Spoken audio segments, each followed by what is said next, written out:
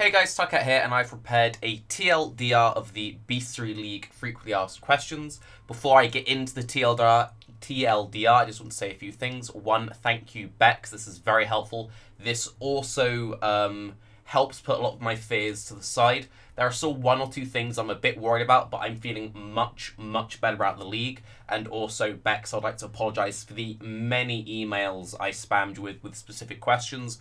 And also, if you have any questions which haven't yet been answered, leave them down below, because I'm going to annoy Bex even more with even more questions and even more emails. And finally, before I get into it, it's my birthday and I have a cold, so ignore any silliness because you have to. It's my birthday today.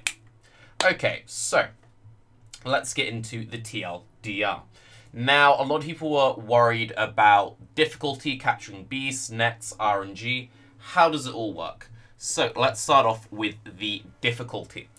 The average beast, the average monster you encounter is just a normal mob, right? Just normal beasts that you encounter out in the world. A normal rower is unchanged. There will be rare beasts, which might have a special mod on there. If you kind of think of it like Nemesis mods. So there'll be just normal creatures you'd normally encounter if this wasn't the league. There'll then be the rare beasts with a special Bestiary mod. You capture them with the special mods because certain recipes will require having monsters with specific mods. For example, the guaranteed Vile Orb Implicit requires a beast with corrupting blood, okay?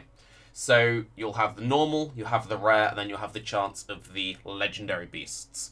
Now, the more powerful the craft, and the reason why you do this entire league, is you go out, you capture beasts, you take them back to your menagerie. There's then like an altar there. You sacrifice the beasts at the altar to craft special items.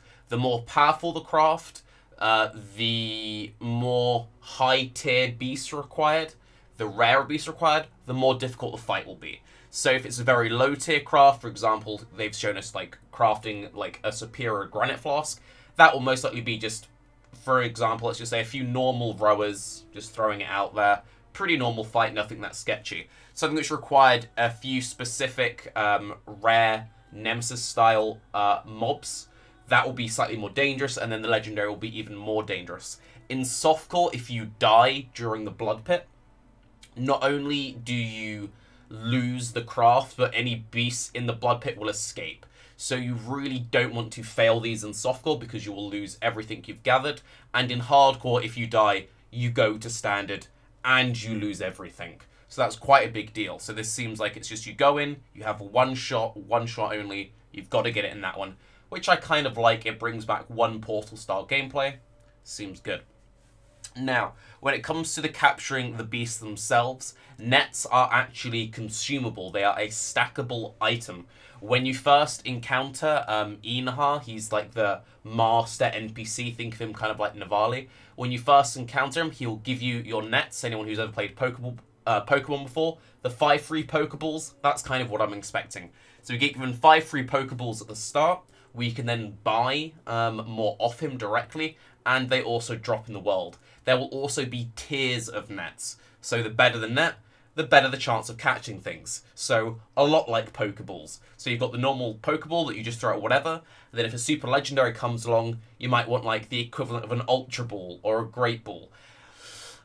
I think it's maybe kind of cool, maybe kind of lame. It just depends just how frustrating the micro feels. It will all depend on, you know, how many tiers of nets are there. Do you feel like you've only got low tier nets and they're not working very well, but you can buy them off the vendor, they will also drop. It would maybe be an idea if you could vendor them up, much like with Sextant. So if you had, you know, 3 or 5 of the lowest tier, you could maybe vendor them up 1 tier. That might be an idea. It depends really how good the low tier nets are at endgame. If at endgame the low tier net's completely worthless, having a vendor recipe would be kind of nice. And they are stackable up to 5,000 apparently. And according to Bex, you'll never really want more than like 2 stacks of them in your inventory at once. So kind of just like a cheap one, like a low tier Pokeball, like a Pokeball, and then your Ultra Ball for the legendaries. I'll make a lot of Pokemon analogies because there's a lot of analogies to be made with anyone who's ever played Pokemon before. Okay. Now, RNG. When you net a beast, it doesn't guarantee that you capture it. There's a chance that when you net a beast, they can break out of the net. You can also net a beast at any health value. So if you see a legendary beast on full health, you can throw a net at it. But beasts are more likely to be captured while on lower health. Anyone who's played Pokemon, you might recognize this mechanic. Also, while a beast is netted, they cannot be killed. So if, like many of us are worried that you might be in a situation where you have too much damage, you'll just instantly one-shot all the beasts. If you throw a net, and then you get it down to 1 HP, it will stay at 1 HP. A few interesting things. There might be some cool, funky stuff you can do to cheese bosses with chain and like KB builds, where you purposely like kite beasts to bosses, you then net them, and then you have a few seconds of chain shenanigans. That might be something you might want to look into. That might be something which could be kind of cool. Really depends how that sort of feels. One thing which could be kind of bad about that, though, is if you fail to capture a beast, so you throw the net, you know, if the net fails, it comes out, it will enrage, it will become more powerful. Now, you can attempt to capture a single beast as many times as you want. This worries me a little bit. So if you throw the net, you fail to capture it, it enrages. You throw the net, you fail to capture it. We don't know if it will get, like, stackable enrages, but you could just constantly throw nets. Depending on, you know, the RNG chance, if it's like a 90% capture rate, that won't be that bad. If it's like a 30% capture rate, it could be quite frustrating to have to stand still for up to a minute just throwing nets. Also, from early trailer footage we've seen, nets do have a cooldown of about 3 to 5 seconds. This could change. This is all very clearly still an iteration, but expect some cooldown, I would expect, going into the league. So you won't just infinitely throw nets to stun lock certain mobs. Because as far as I'm aware, while netted they can't attack, from what we've seen of trailers, that might not be true. You could maybe in the situation of groups be able to stun lock beasts by chain CC netting. So anyone who's ever played WoW Arena, you might be able to start doing CC chains, possibly something to look into GGG. Okay. Now, one of the issues I could maybe see with the cannot being able to kill netted beasts, for damage over time builds, totem builds, summoner builds, yes, while they're netted, you can't kill them. However, let's say you're playing Essence Strain, you have a Big Daddy Essence Strain, you throw it onto the beast, you fail to capture it, it's at like super low HP, it breaks out of the net, it then dies. In the case of very rare beasts, that could be quite frustrating. Maybe you need to have a system that when a beast escapes from a net, it wipes all damage over time effects from itself. This will make stuff like Essence Strain, Ignite, Poison feel better, but this will still be a concern for totems. And with the new Hierophant, totems look really sexy. So for totem and summoner players, be wary depending on how they handle that. Also, legendary beasts will be marked on the minimap. We don't know if rare beasts will be marked. I would like rare beasts, depending on how rare they are. Apparently you'll see them fairly often, the rare beasts with the special bestiary mods. I think it was once or twice per map. I would like to also have those, just have that little extra bit of distinction, just because it's nice having extra visibility, especially since this like which we completely freshed people, knowing, oh, that's a special row with a special mod. It may not be a legendary row, but it'll be still nice to know if you need it for specific recipes. Okay. Beasts are tradable. This was another big thing, and even though I think I'm playing SSF, the fact that beasts are tradable is huge for anyone playing trade leagues. This means, depending on how powerful these crafts are, and depending on how high the player retention with the league is and how many people choose to engage with the league, there could be a real market starting up in the people who don't want to do boss farming, they don't want to do lab farming, they could just hunt particular beast mods. Going back to the Corrupting Blood example, the case of the Guaranteed Val Implicit is going to be a very desirable, very strong craft. So you could make a niche market for yourself where you just purposely go out and you capture all of the rare beasts which have the appropriate mods for the appropriate powerful crafts, and you sell them off. So you're basically going to get, I imagine, some kind of currency orb or token or something. We don't know how it works because we haven't seen it yet, but just pretend that you're just trading it much as you would an essence, right? So it would be like a bestiary essence, you trade it as you would a chaos orbs with any normal player. works like any other trade. You'll probably be able to list it on Pee-wee Trade. I'd imagine we'll have some kind of like token. Yeah, we don't know. But you can trade them. Also, you can visit other people's menageries, which also means that you can fight alongside other players in the blood pits. There was a big issue, one of the, I believe it was the IGN post. There was a lot of confusion. I know I had a lot of confusion. A lot of people in Vegas had confusion. It made it seem like these blood pit fights were completely solo. Apparently not. Apparently you can do these in groups. So if you are a support style player, or you are someone who regularly plays in groups, and you're worried about going to a particular fight, if you think it'll be too difficult for you, you just like playing with your friends, you can go in there with them. Very big. This makes this much more just approachable. It means more people can engage with it, because I was very worried about support style players not really being able to engage with this league mechanic. Also, another big concern I had was the menageries has a limit to the amount of any one type of beast you can have captured.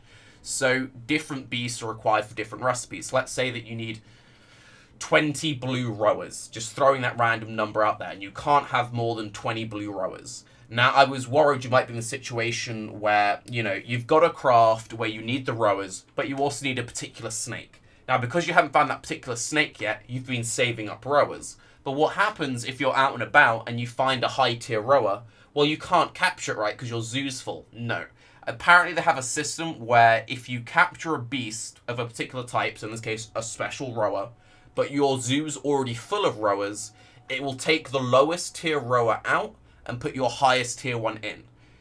Hopefully, this will be very smart and very cleverly set up. So in the case where, you know, you've got a bunch of just random shitty beasts in your zoo that you just picked up while leveling or doing low tier maps, and then you find a particular desirable beast with a particular bestiary mod, you can capture it, no worry.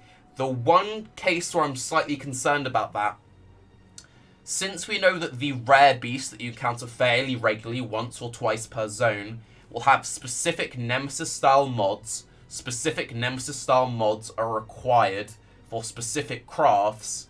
How will the system know which Nemesis-style mod I want to keep and which one is a low tier? Does that kind of make sense? So I might have like a low tier rower, but it has the good specific corrupting blood mod, which makes it more desirable to keep than, for example, a higher tier rower with a different mod. That might have confused some of you. Some of you might know what I mean. Basically, smart beast capture, smart auto storage seems good, but I'm just slightly concerned about there might be one or two cases where you still get gamed a little bit by the system. So yeah, as far as I'm aware from everything I've read through, I could have skipped it. I am fairly tired. We still do not know exactly how beast capture will work in groups. This could be a case that they haven't quite decided yet on the team or what they want to do about it. It's a question I've personally asked a lot. But let's say I'm playing with 5 friends. Pretend you're not playing SF. You've got 5 friends. A legendary beast pops up in the map, and our group captures it. Is it the person who threw the net? He gets it. Does everyone get a copy of it? It would be nice if everyone got a copy of it, right? Because then you don't have the situation of you always map with friends and suddenly you feel screwed over that someone else beat you to the capture. Depending on how rare these are, that could also mean that if they're like mirror level rare, then it sucks, right? But then suddenly if you can just invite people in, it means that whenever a mirror drops, imagine you could instantly duplicate it by just inviting people into the party. So a lot of that will depend on how rare the beasts are, and that's probably why we haven't had a specific answer, as far as I'm aware, on how beast capture will work with rare beasts in large groups. I think they might just have to make it whoever nets it, gets it. So if you regularly play with, you know, support, you take turns capturing it, you share the crafts, it doesn't matter if any one of you gets it. And in the case of doing public parties or playing with randoms, then you've just got to see who gets it first. I don't know. But yeah, TLDR, I'm very excited. I'm feeling a lot better about this league.